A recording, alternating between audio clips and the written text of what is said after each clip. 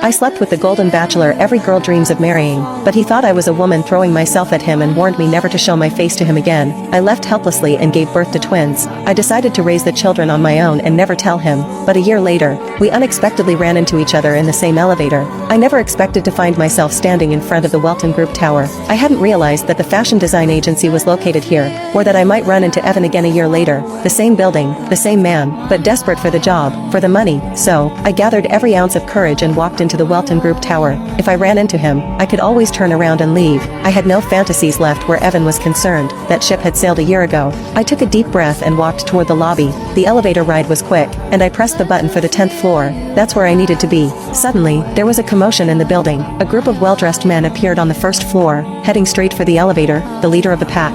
None other than Evan Welton himself. The moment he stepped into view, gasps echoed through the lobby. Every woman around was caught off guard by his presence, his looks, his charisma. He had it all. He was perfection embodied. I used to be one of those women, but not anymore. I knew better now. Evan still believed I'd set him up, and honestly, I didn't want to be anywhere near him. So, I stood still, trying to keep a low profile as the elevator door slid shut. Just when I thought I was safe, I caught the scent of his cologne, familiar and intoxicating. My heart skipped. The last thing I needed was for us to get stuck in the elevator together. I didn't want him recognizing me, but before I could step out, the doors closed. Evan's gaze landed on me, and his face tightened. You again? What are you up to this time? I froze. Of course, he remembered me. I opened my mouth to say something, but the words didn't come out right. Finally, I took a deep breath and spat out the first thing that came to mind. Nothing. You think too highly of yourself. I'm not interested in you at all. The look on his face darkened immediately. Clearly, he wasn't used to being spoken to like that, especially not by me. I suddenly realized my words might have been too harsh, but it was too late to take them back.